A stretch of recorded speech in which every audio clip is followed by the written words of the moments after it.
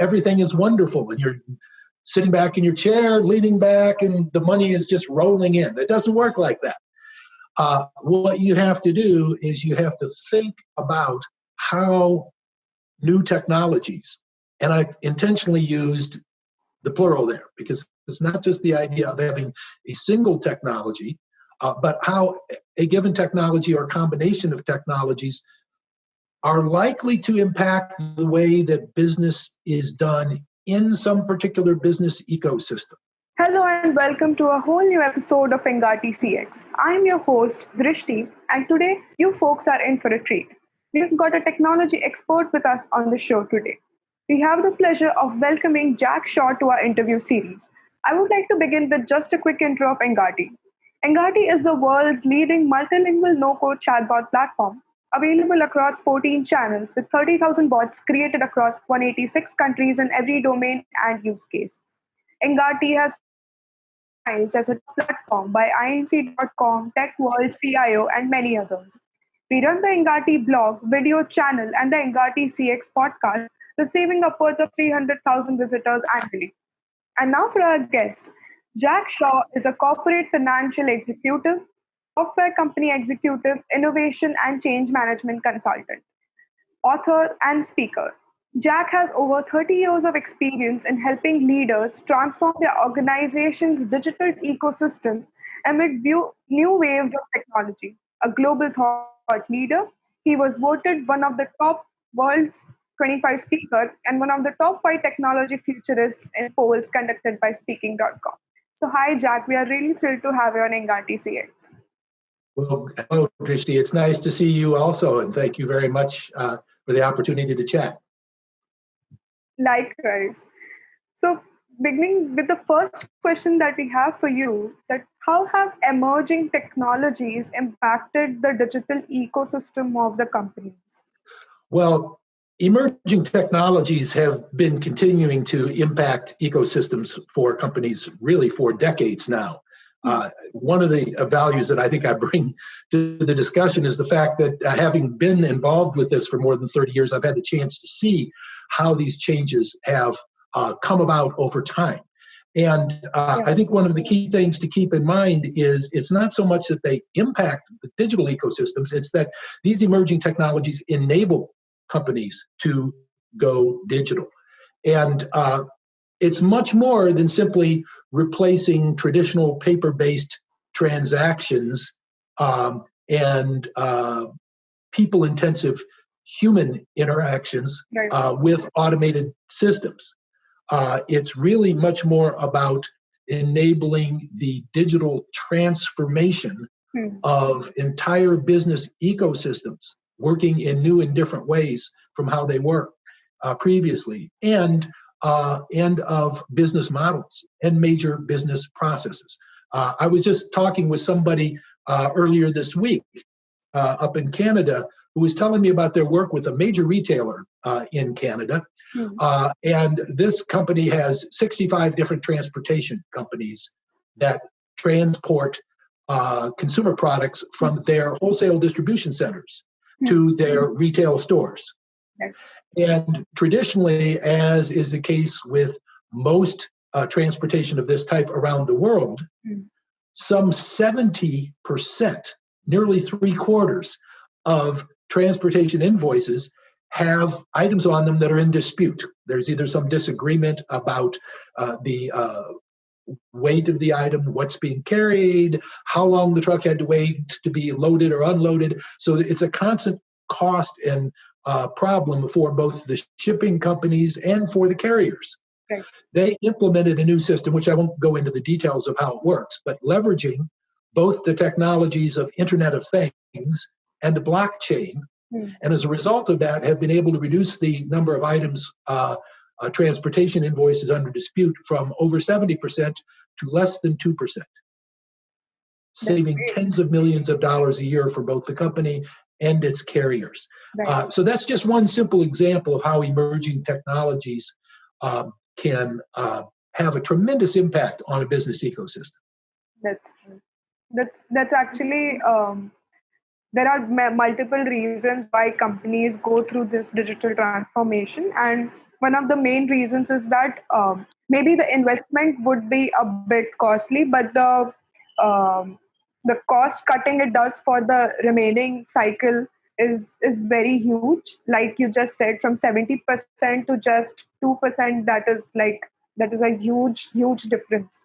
Right. So that is actually beneficial for companies who are working with technology today. Well, it can make a huge impact. That's certainly true. Yeah. So, how can companies embrace this technology to drive innovation? Well, I think the important thing to keep in mind is that it's not simply about the technology. You can't simply take some new technology, no matter how cool and exciting it seems, and slap it on the outside of the way you're doing business today, and suddenly everything is wonderful, and you're sitting back in your chair, leaning back, and the money is just rolling in. It doesn't work like that. What you have to do is you have to think about how new technologies, and I intentionally used the plural there because it's not just the idea of having a single technology, but how a given technology or combination of technologies are likely to impact the way that business is done in some particular business ecosystem. And again, whether you are in retailing or manufacturing or healthcare, governmental organizations, it goes on and on, all the different types of business and social ecosystems we have. You have to think down the road, how could it be different 3, 5, 10 years from now? Yeah. And how is that going to impact our business model? What is our organization's role in the ecosystem? And how might that be affected by new technology or combinations of technologies? But also, even more important, how can we think ahead and leverage the adoption of these technologies by ourselves and our business partners across the ecosystem to enhance the value that we can bring by rethinking our business model? Once we thought on a broad basis like that, then we can go into the details and say, now, how do we want to use any particular technology and apply it to any particular business process within this broader context of rethinking our business model and the way our entire business ecosystem could be working in the future? Yeah, that's absolutely true. The first point that I would like to second is that when somebody is applying a technology, maybe, and they have successfully, suppose, applied a technology in the process, and that is actually the first step in the whole digital transformation, because then applying the technology and then using it in your process, there's a huge transfer of people change that they have to go through. So, yeah, the first step is when you know, after you have done that, what I can say, owning that technology by that company, then maybe there are further steps that have to be done. It is not just like it is not completed. The more efforts are after you have taken in. I think you bring up a very important point here, because there's kind of an iterative process between gaining an understanding of how to use a new technology and then leveraging that understanding to rethink what your business model, your overall business ecosystem, individual business processes, how might they work? Because if you don't understand what a new technology does and how it works, or at least what it does, you don't have to be a technical expert in the underpinnings of how a technology works to understand what you can do with it. As I like to say, you don't need to know how to build an automatic transmission to understand why you might like to be able to drive an automobile. But as you start to work with the new technology, that will enable you. The real opportunity is, as you learn about this new technology, at the same time, you should be thinking strategically about how you could use this technology and perhaps combine it with others to achieve longer-term strategic benefits. So yes, both are very important. The long-term strategic thinking and the short-term developing the knowledge and expertise of various different emerging technologies. Yes, that's really true. So coming down to when embracing these technologies, so with the ongoing pandemic, what should organizations do to survive and succeed in this digital era? Well, let me share with you a couple of slides here that I would like to go through and just kind of walk through some of the impact here, because clearly emerging technologies can have a very important strategic impact on businesses. But one of the questions I've been asked quite a bit in recent months is, what is the point of having a well thought through strategy for incorporating new technologies into our business when something like the global COVID pandemic comes along and completely disrupts all of our strategic planning processes? Right. Aren't we just wasting our time thinking about new things like artificial intelligence and blockchain and other exciting new technologies? Strategic disruptions come in a number of different ways. Obviously, around the world, we're familiar with the global coronavirus pandemic, Right. but climate change is also something that's starting to impact us, and it's going to have a huge impact on us over the next few years. Right. We're also seeing such things as geopolitical disturbances, like impulsive trade wars that are started by various different national leaders to try to enhance their political positions. Right. And in fact, then the emerging technologies themselves can be enablers of new ways of doing business that are strategically disruptive. Yeah. Think, for example, about how much the music industry has changed over the last 10 or 15 years. Yeah. You know, you used to go to stores and buy CDs, or before that, vinyl records. Now everything's downloaded and streamed. It's completely changed the way the industry works. And so the challenge is, how do you go about developing a strategy? And again, some people said, what's the point of strategic planning? We can't do it anymore. All we can do is plan 30 to 60 to maybe 90 days in the future and then wait and see what happens on the rest. But it's been very interesting that militaries have been thinking about these issues for many years, centuries, really. There's a very old saying in the military that the first casualty of war is the plan. As soon as something happens that hasn't been planned for, your plan's out the window. Yeah. So you have to have a different way of planning. And I'm going to talk about what's called dynamic transformational planning.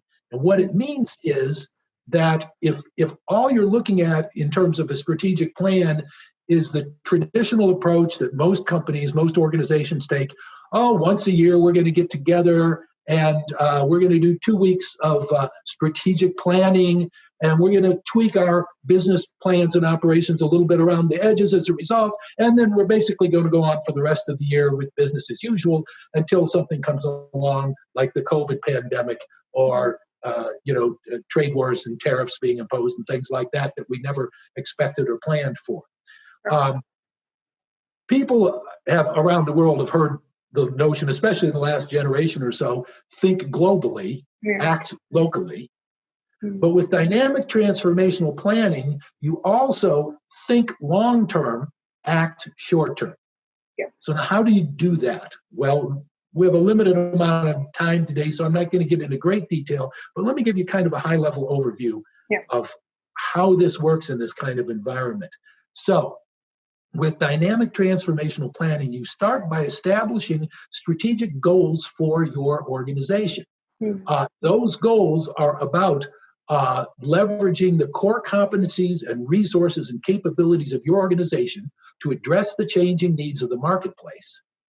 At the same time that you also address current and potential strategic threats and disruptions. Now, in order to achieve goals, you have to have plans. Now, you can have more than one plan for a goal. Let me give you a simple example of that. If your goal is to drive home from work, at least for those people who are still actually driving back and forth to work these days, all right, you might have two plans. Plan A might be, I'm going to take the expressway. Plan B might be, I'm going to take surface streets to drive home. Now, each plan would have advantages and disadvantages, as you can imagine, and you might choose to switch plans. Yes. So, for example, if you start by taking the expressway and then discover there's an accident on the expressway, you might want to get off and switch to take surface streets. Even though that would normally take you a bit longer to get home, It's not going to today because the expressway is all matted up with an accident. Okay. Right. Now, in order to execute a plan, you need resources and capabilities to execute any particular plan. And yet at the same time, so in effect, you have to achieve sub-goals that are the goals of acquiring the various resources and capabilities you need to execute that particular plan. If we're going to execute this plan, then we need to have these goals achieved. I need to have enough gas in my tank of my automobile to make sure I'm going to be able to get home if I take this expressway, because I may not be able to stop on the way and get more gas. And there could be other sub-goals. And then in order to execute a sub-goal, you have to have sub-plans. Where am I going to find a gas station, for example? And it goes on like this. Now, it sounds very complex when you try to describe it verbally like this. So one of the things that's been done is people have developed what are called plan goal graphs. And here's an example of a plan goal graph for dynamic business transformation. And in this particular case, the plan goal graph, and I went ahead, bear with me a second. You can see at the top under the dynamic transformational plan, there's a various series of high-level goals like have technology, have revenue, potential pandemics addressed, climate change addressed, and so forth. Those in turn have plans that can be various different alternative plans that may be addressed to achieve those goals, and those in turn have sub-plans. Now, if you got into a real-world dynamic transformational plan for a company, actually they're typically going to run probably 5 to 10 layers deep. You might have anywhere from a couple of dozen to a couple of hundred nodes of plans and goals that are alternative. But with the right people involved in your organization, such a plan can be developed within a few days with the right people and the right information. A couple of the key components are you have to assign variables to balance the relative values of those goals, which are the most important goals, which ones are beneficial but maybe somewhat more ancillary, not central to attaining a particular goal, and the variables to measure the costs. You also have to be able to look at the impact of strategic disruptions on your business. What kind of strategic disruptions might we have? What is the severity of those disruptions? What's the likelihood of those disruptions? Business have a very strong tendency, if there is a very severe disruption that is highly likely, that focuses everybody's attention. Right. And if there is a very, very mild disruption that's not very likely, it's easy to agree this is not something we need to spend a lot of resources on, at least not for now. We might want to continue to monitor. The problem is businesses do spend a lot of resources on those disruptions that are very likely, even though they might not have a very big impact. They don't spend a lot of resources on those disruptions that are relatively low in likelihood, but are going to have a huge impact.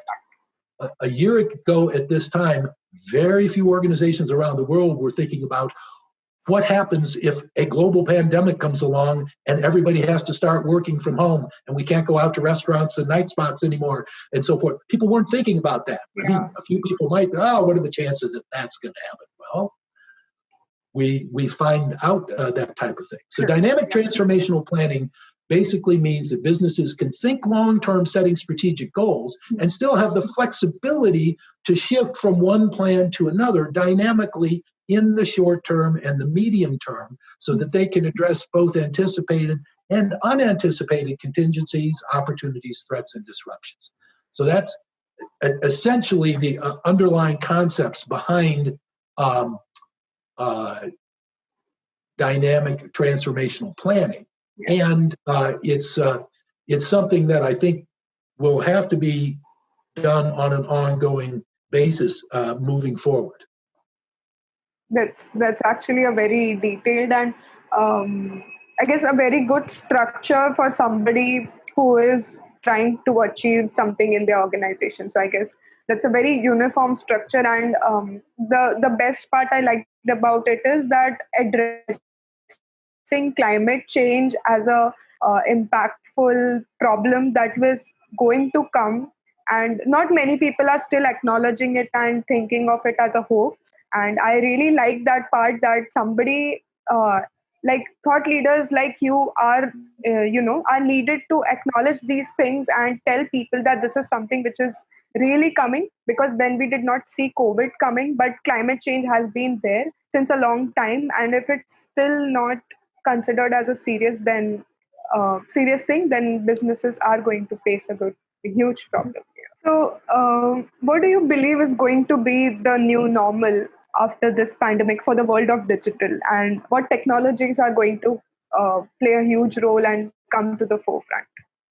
All right. Well, again, let me share a couple of slides with you. Some of the technologies that I think are going to have a huge impact on us are 3D printing or additive manufacturing for the production of physical goods and processes. Blockchain technology is going to provide a level of trust and reliability of information being shared across ecosystems and on the internet. Augmented and virtual reality, we're starting to see a little bit of that already with the virtual meetings like this one, but they're becoming much, much more sophisticated. And in the future, we'll see people doing things like shopping and even concerts and programs being done via virtual reality. Biometrics as a key to security, where we have, for example, people's identity information uniquely stored on a blockchain where it's permanent and immutable and controlled by the person using their own physical biometrics, fingerprints and facial scans and retinal scans and voice prints and so forth. There are a host of other technologies too that are also emerging. Here's a suite of them, and I won't touch on all of them, but in the often referred to as Industry 4.0 in manufacturing and distribution, that also includes such things as Internet of Things, autonomous robotics, and so forth. So I think we have a host of different new technology, and the exciting opportunity. Oh, and one more I think that's particularly germane to our discussion is also artificial intelligence. We're already seeing that beginning to have impacts across a wide range of functions in organizations. Everything from scheduling production to assigning staff, monitoring machine and equipment performance data, automatically procuring replacement parts securely through supply chain technology, even doing such things as predicting sales trends, I think will be very important. The point being that there's a host of different applications for AI technologies. It's probably going to have one of the most broad-based set of impacts on business and society of any technology in the near future. And you can go across a range of business processes and look at key functions across your entire business model. And it's another example of how emerging technologies are going to enable profound change in the future. Yeah, that's really true. So, coming with artificial intelligence, how do you think conversational artificial intelligence is going to play a role with organizations? Well, when it comes to conversational AI, I think one of the obvious areas is and certainly one that Engati has a great deal of experience with is in the customer experience. So obviously facing that. But again, if I were a corporate CIO, I would be thinking less, other than perhaps on a proof of concept basis, implementing it somewhere quick and simple to let's work with this technology and learn about it. That's a very good thing to do. But I would also be stepping back and more broadly saying, as I look through mission critical business processes across my organization as a whole, where are there places where people will tend to have unstructured questions that can be answered via other resources, where historically it's been, let's pick up a phone and call somebody or walk into their office and ask them a question. Maybe we can access that information and we can leverage conversational AI in such areas as procurement, production planning, where you have people who are going to have questions. Well, what are we doing about this and that? What does the demand look like for such and such? In fact, you could go through that whole list on that previous slide of mine, and you can see in all of those areas where there might be opportunities for people to be interacting with automated systems that are themselves AI enabled, where the use of conversational AI could augment the ease of effectiveness and a user experience for that person. Where that person is an end customer of the organization, it's their customer experience. But for other people, it may be suppliers interacting with questions about requests for information that a procurement department might have sent out. Or as I said, internal interactions between various different parts of an organization, employees asking their human resources department questions about their benefits, for example. And you can go on, as I'm sure you could tell me better than I. I think there's a host of opportunities, great potential for the technology moving forward. Yeah, that's absolutely true. And applications are huge when it comes to conversational AI. So, yeah, I think, and it is something which is currently of lower investments but higher profits. So people can start leveraging those technologies and at least start with their digital transformation process in the go. Well, again, I think that's an excellent point, because and it's an argument for saying, let's start working with the technology, let's gain an understanding of it, even if just on a small scale or limited applicability, so we understand what it does, strengths, its limitations, the capabilities, and that way we can be certain to have just one more arrow in our quiver, if you will, of emerging technologies that we can combine to rethink our business models and business processes and even the entire business ecosystem of which we are part. Absolutely. So, concluding the interview, Jack, any other thoughts that you would like to leave our audience with? Well, the only other thoughts is I would like to reiterate a couple of key points. One, that the key here is to think strategically. Understand the technologies that are available, but think strategically about how they could impact your entire industry or your entire business ecosystem, or your social ecosystem if you're in a governmental or quasi-governmental type of an environment. And then think creatively about how you can apply those technologies. And if I can be of any assistance to any of your clients and watchers here, by all means, my information is there. People should feel free to reach out directly. I would love to chat further with anyone who would like that would be great. Well, thanks very much. I enjoyed the opportunity to chat, Drishti. Thank you so much, Jack. I think it was great talking to you. You have wonderful insights about technologies and how strategic planning would help adopting these technologies. And I think the audience is really going to enjoy this interview. Well, thank you so much. I appreciate it. I hope you have a very nice day. Yeah. We'll be back with a new episode with a brand new expert soon. So stay tuned and we'll see you around for the next one. All right. Thank you so much.